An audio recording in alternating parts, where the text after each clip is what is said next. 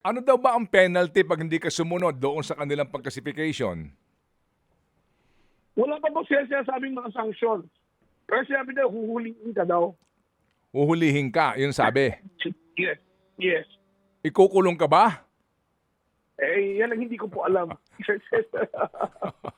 Ganito, yan bang meeting nyo, consultation pa lang o informing you sa implementasyon? Informing us.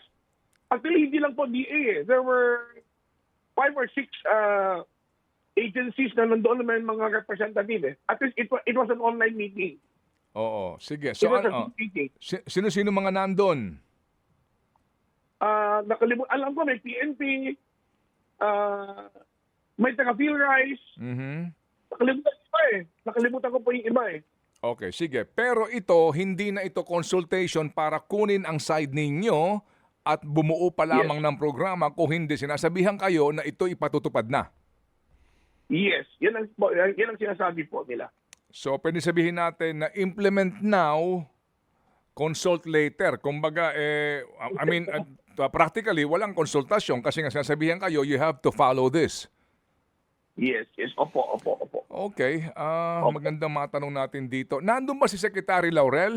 Chu Laurel? Wala po. Sino taga-DA na nandun? May taga-DA, may representative lang po na taga-DA nandoon. Sino? Do you remember? Anong posisyon? I don't remember the name certain. Kung kunin ko na po yung name, I can relate it to you later. Okay, sige. Ganito. Kunin ko yung name. Ano ang nagkakaisang posisyon ng mga rice millers dito at saka ng Grecon? Will you oppose this? Kayo ba ay may pakakataon na sumulat sa kalihim ng DA at sabihin nyo na mukhang komplikado, mahirap at magastos ito?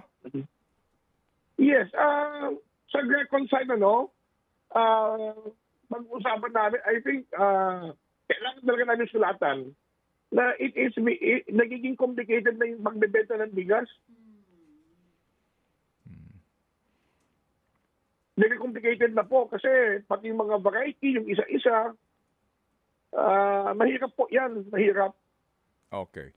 May suggestion ka ba how to make this simpler?